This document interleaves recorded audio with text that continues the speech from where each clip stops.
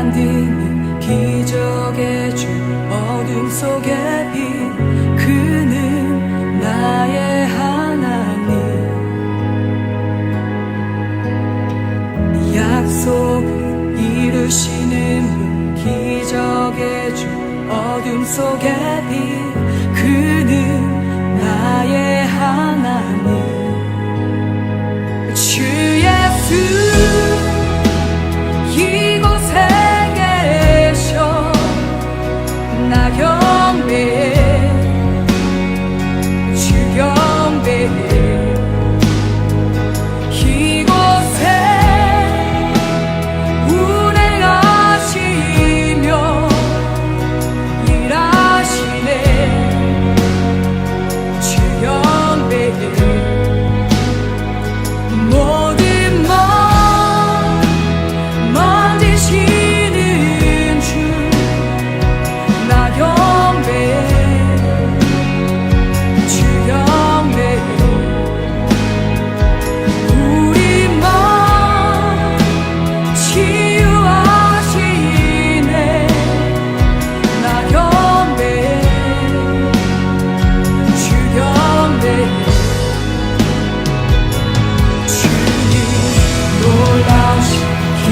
만드는 기적의 주 어둠 속에 빛 그는 나의 하나님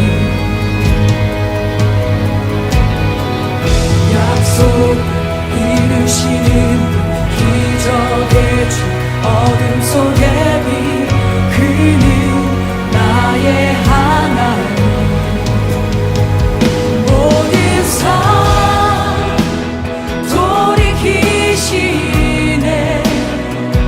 나 경배해 주 경배해 우리 맘 회복하시네 나 경배해 주 경배해 주는 놀라우신 길을 만드는 기적의 주 어둠 속에 빛 그는 나의 하나님 약속을 이루시는 분 기적의 주 어둠 속에 빛 그는 나의 하나님 주는 놀라우신 길을 만드는 기적의 주 어둠 속에 빛 그는 나의 하나님 약속을 이루시는 분 기적의 주 어둠 속에 빛 그는 나의 하나님 나의 하나님 나의 하나님 나의 하나님 나의 하나님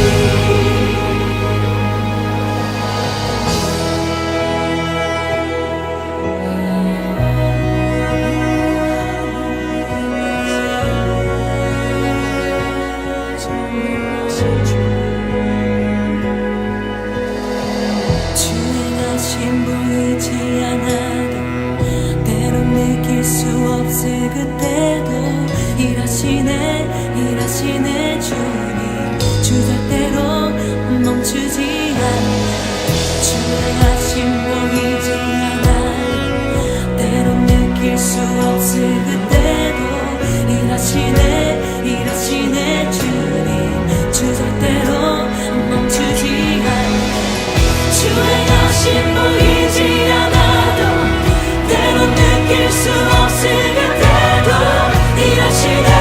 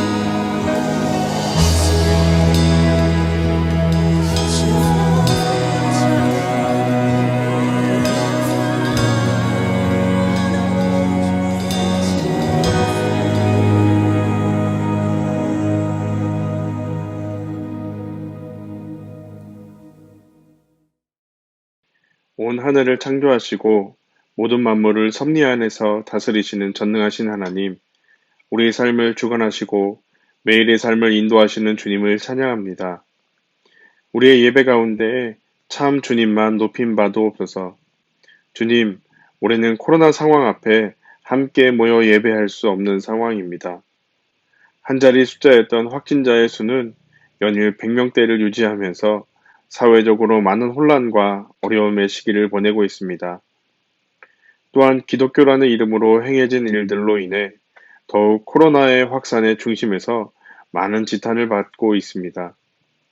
이런 우리를 불쌍히 여겨주시고 지난날 우리의 모습은 또 누군가에게 폭력적인 모습은 없었는지 선이라는 이름으로 비상식적인 모습은 없었는지 돌아보게 하시고 먼저는 겸허한 마음으로 우리의 마음을 돌아보게 하옵소서.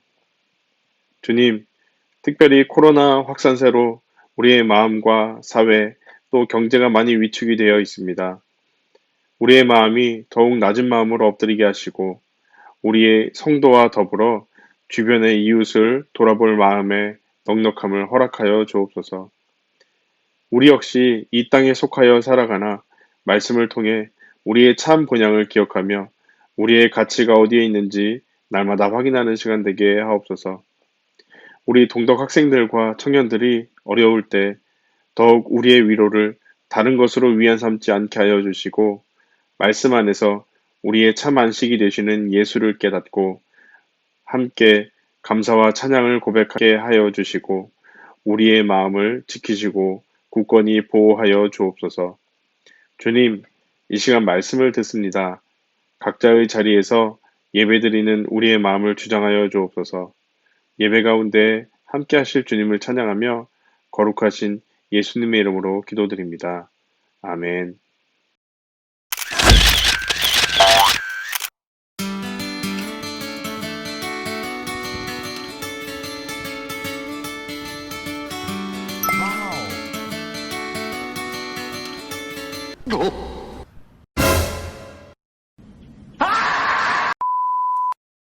안녕하세요. 동덕교회 청년부 선영은입니다. 저는 온라인으로 학교가 이번에 개강을 해서 열심히 학교 생활을 하고 있습니다. 요즘 학교 생활을 너무 빡세게 하다 보니까 뭐 고민이라고 할 것까지는 아닌데 요즘 되게 믿음의 힘에 대해서 많이 생각을 하고 있습니다.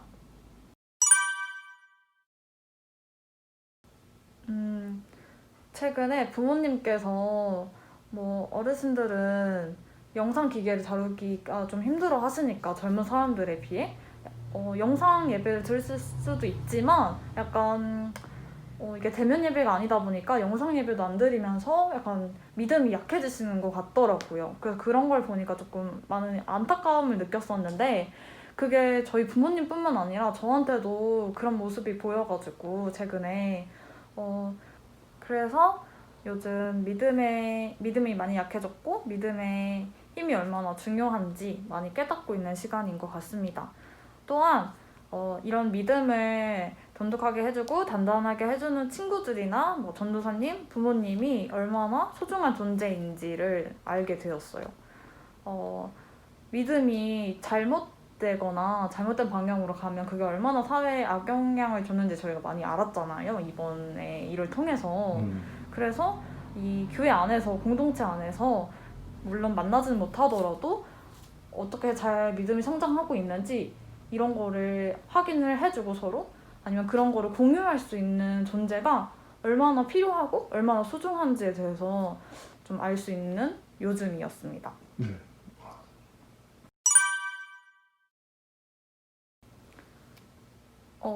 저의 이러한 생각이 동덕 청년부 친구들 아니면 저희 동덕 성도님들도 한 번쯤은 해봤을 거라고 저는 생각이 듭니다. 코로나 바이러스 때문에 되게 힘든 상황 속에서 뭐 경제적으로든지 아니면 뭐 성경적으로, 성령적으로 많이 힘든 상황 속에서 서로를 이렇게 다독이면서 믿음을 굳건히 하고 서로를 도와주면서 힘든 시기를 하나로 잘 이겨내는 동덕 성도님 청년부가 되었으면 좋겠습니다. 코로나 사태가 진정되면서 대면 예배를 만나는 그때까지 건강하게 지내길 기도하겠습니다. 네, 반갑습니다. 동덕 학생부 또 청년부 여러분. 우린 계속해서 사도신경에 대해서 배우고 있습니다. 동정녀 마리아에게서 나신 예수님에 대해서 함께 살펴보고 정리하도록 하겠습니다. 우리는 지난 시간 마태복음 1장을 중심으로 요셉에게 천사가 나타나 옛적 선지자에게 하셨던 그 약속을 이루셨던 것들을 우리는 살펴보았습니다. 처녀가 잉태하여 아들을 낳을 것이요 그의 이름은 임마누엘이라고 하신다는 그 말씀을 기억하면서 그 말씀이 700, 800여 년 전에 이사야 선지자에게 주셨던 약속임을 우리는 배웠습니다. 북이스라엘과 남유다가 서로 원수처럼 지내던 그때에 북이스라엘이 아람 왕과 함께 연합하여 남유다를 공격하던 시기였습니다. 두려움에 떨고 있는 아하스 왕과 유다 백성들에게 하나님은 이사야 선지자를 통해서 그들의 책략은 실패할 것이고 그들에게 겁먹지 말라고 하나님은 말씀하셨습니다. 이어서 하나님은 그 징조로 처녀가 잉태하여 아들을 낳을 것인데 그의 이름을 임마누엘이라고 하게 될 것이라고 약속을 하셨습니다. 하지만 아하스 왕과 유다 백성들은 하나님이 약속하신 임마누엘을 보지 못했습니다.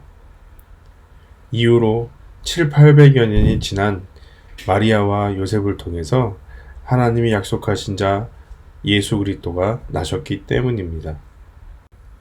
우리는 천사가 단지 요셉에게 나타나 그냥 약속을 한 것이 아니라 이미 이사야 선지자에게 하셨던 그 약속이 이미 이루어졌음을 우리는 보았습니다.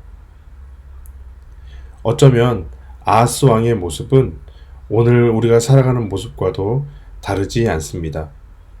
왜냐하면 우리 역시 우리를 위해 모든 질고를 지신 예수님을 이 자리에 눈으로 본 학생과 청년들은 아무도 없기 때문입니다.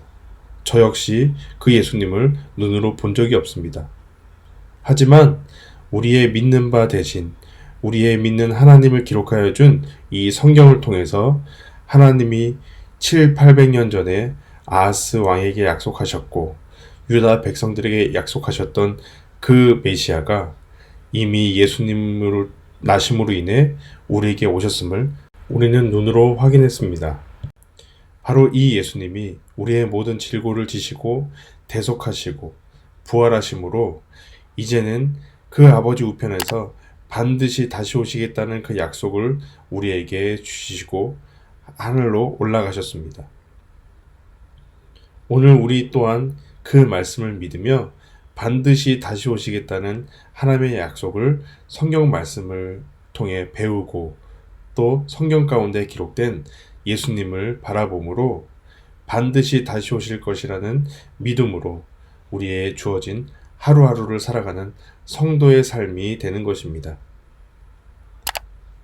때문에 성경은 하나님의 사람들에게 가장 첫 번째 요구되는 것은 바로 보이지 않는 것을 보게 됨으로 믿는 믿음이 첫 번째 요구된다 하였습니다. 저와 우리 청년 학생분들이 때로는 우리의 감정과 우리의 상황과 우리의 환경이 아무런 것도 변하지 않고 때로는 하나님이 느껴지지 않는 그럴 때가 있을 수 있다고 하였습니다. 그럼에도 불구하고 우리 눈앞에 펼쳐진 상황과 환경으로 인해 하나님을 믿는 것이 아니라 우리의 상황과 환경이 아닌 오직 변하지 않는 진리 되신 말씀 안에서 우리에게 약속하신 예수님을 끊임없이 배우고 또 바라보며 나아가는 삶으로 인해 바로 믿음으로 믿음에 이르게 되는 그러한 하나님의 성도들의 삶으로 나아가길 원합니다. 오늘은 이어서 그렇다면 왜 하나님은 동정녀 마리아를 통해서 그 예수님이 오실 수밖에 없었는가를 간략하게 계속적으로 정리해 보려고 합니다. 예수님이 하나님을 믿는 자녀들의 어디에서 구원해내시는 분일까요? 가난에서? 취업의 문제에서? 네, 죄에서 구원해내시는 분입니다. 우리를 죄에서 구원하기 위해서는 죄와 아무 상관이 없는 자로 이 땅에 오셔야 합니다. 그런데 아담 이후로 모든 사람은 다 원죄를 가지고 이 땅에 태어나게 되었습니다. 오늘날까지도 우리는 부모님 중에 아버지의 성을 받고 아버지의 가족에 속해서 살아갑니다. 아들이든 딸이든 그래서 아버지의 그 가족의 혈육으로 이어져 갑니다. 이처럼 지난번에 보았던 것처럼 성령의 잉태됨으로 요셉이라는 그 요셉의 씨로 잉태된 것이 아니라 마리아를 통해 나셨지만 바로 순결한 태를 잠시 장소로 빌려서 무죄한 상태로 하나님의 씨로 이 땅에 오신 것을 우리는 보았습니다. 그 죄가 없는 예수님이 흠없는 양처럼 오셔서 우리의 모든 죄를 담당하셔야 했기 때문입니다. 그러니까 동정녀 마리아의 태 속에서 성령으로 잉태가 되셨다는 것은 바로 그분이 하나님의 아들이시며 무죄한 분이라는 것을 우리에게 보여주고 있는 것입니다. 두 번째는 예수님은 완벽한 하나님이시지만 또한 완벽한 사람으로 오셔야 했습니다. 그래야 우리 인간의 대표가 될 수 있기 때문입니다. 우리가 겪어야 할 시험과 고난을 인간으로서 체휼할 수 있기 때문입니다. 그래서 히브리서에서는 이렇게 말해주고 있습니다. 우리의 대제사장은 우리의 연약함을 동정하지 못하시는 분이 아닙니다. 그는 모든 점에서 우리와 마찬가지로 시험을 받으셨지만 죄는 없으십니다. 예수님은 완전한 인성으로 인간으로 오셔서 우리가 겪어야 할 모든 시험과 고난을 무죄한 상태에서 다 겪어내셨습니다. 그리고 사단이 광야에서 시험했던 것처럼 사람이 떡으로만 사는 것이 아니라 하나님의 입으로 나오는 모든 말씀으로 살아야 한다는 것들을 예수님의 삶으로 우리 가운데 이루시고 보여주신 것입니다. 또한 예수님은 누가복음에 이렇게 기록하고 있습니다. 아기가 자라며 강하여지고 지혜가 충만하며 하나님의 은혜가 그 위에 있더라. 예수는 지혜와 키가 자라가며 하나님과 사람에게 더욱 사랑스러워 가시더라. 예수님은 완전한 인간으로 오셔서 자라기도 하셨고 강하여지기도 하셨고 그 지혜를 통해 점점점 풍성해지는 인간의 삶을 모두 경험하셨습니다. 모든 것을 아시는 하나님이신 그분이 자라면서 히브리어, 아람어를 배우면서 하나하나 배우시고 천지를 창조하신 그분이 그 아버지 요셉으로부터 목수의 일을 배우셨습니다. 만물의 주인이시지만 그 만물 안에 여러 가지 질병으로 인해 때론 피로함을 느끼기도 하셨고 만왕의 왕이셨음에도 불구하고 많은 사람들이 그 예수님을 되게 업신여기고 무시하기도 하였습니다. 바로 그 모든 것이 인간으로 오셔서 우리가 일상 가운데 당해야 할 여러 가지 시험과 고난을 다 당하시면서 바로 예수님이 참 인간이심을 우리 가운데 보여준다는 사실입니다. 초대교회 당시에는 이러한 예수님에 대해서 하나하나 연구하기 시작했습니다. 그리고 우리의 생각과 우리의 사고를 가지고 어떻게 신이 사람이 될 수 있는가라는 질문을 하기 시작했습니다. 그리고 사람마다 하나하나 각자의 주장이 나오기 시작했습니다. 예수님은 신이야. 맞아. 그럼 십자가의 고통은 아픈 척 한 거 아닐까? 신이 어떻게 고통을 느껴? 신이 어떻게 죽을 수가 있지? 그러면 사람인 척 우리 앞에서 연극을 한 건 것은 아닐까? 라고 어떤 사람들은 믿기 시작했습니다. 또 어떤 사람들은 아니야. 예수님은 사람이야. 사람이 어떻게 병자를 고치냐? 기적을 행해. 자, 봐봐. 오병이의 기적과 같은 것도 그 어린아이가 되었을 때에 많은 사람들이 자신이 가진 도시락과 자신이 가진 것들을 부끄러워서 다 내어주니까 그 일들이 꼭 기적이 일어나는 것처럼 보인 것 같지 않아? 라면서 예수님의 신을 강조하고 어떤 사람은 예수님의 사람의 모습만 강조하는 모습들이 일어나기 시작했습니다. 이러한 주장이 강하여질수록 사람들은 자신이 이해할 만한 예수님을 정의하고 믿었습니다. 그리고 이것이 점점점 한쪽으로 많이 치우쳐질 때 이것을 이단이라고 합니다. 때문에 당시에 예수님을 믿는 것에 혼란을 주지 않기 위해서 바로 성경이 말하는 예수님에 대해서 사도신경을 통해 완전한 하나님이시며 또한 완전한 사람이신 예수님을 기록하고 고백하고 있는 것이 바로 사도신경입니다. 그것은 우리의 생각으로 다 이해할 수 없습니다. 어떻게 100% 하나님이신데 100% 사람일 수 있을까요? 우리의 생각으로는 정말 이해할 수 없습니다. 그래서 기독교는 탐구해서 연구에 대해서 알아갈 수 있는 것이 아니라 때론 알아가지만 그 알아가는 과정 가운데에 모든 것들을 이해할 수 없는 바로 믿음의 대상이라고 말합니다. 바로 그 믿음의 대상이신 하나님이 이 우리 신앙생활에서 미치는 유익은 무엇일까요? 성령으로 잉태하사 동정녀 마리아에게 나시고를 고백하면서 하나님 성경 속에 하나님의 백성들에게 구름으로 날개 옷자락으로 덮음으로 보호하시고 은혜를 허락하신 것처럼 십자가에 흘리신 예수님의 보혈로 나를 덮어 하나님의 자녀가 되게 하심을 나는 믿습니다. 또한 나의 모든 것을 아픔과 질고를 담당하신 예수님 안에서 이제 하나님의 자녀가 되었고 나 역시 예수님처럼 작은 예수로 지어져 가게 하실 것을 나 또한 믿습니다. 라는 고백을 담는 것입니다. 우리도 그렇게 될 것을 믿으시기 바랍니다. 함께 주기도문으로 마치도록 하겠습니다. 하늘에 계신 우리 아버지, 아버지의 이름을 거룩하게 하시며 아버지의 나라가 오게 하시며 아버지의 뜻이 하늘에서와 같이 땅에서도 이루어지게 하소서. 오늘 우리에게 일용할 양식을 주시고 우리가 우리에게 잘못한 사람을 용서하여 준 것 같이 우리 죄를 용서해 주시고 우리를 시험에 빠지지 않게 하시고 악에서 구하소서. 나라와 권능과 영광이 영원히 아버지의 것입니다. 아멘.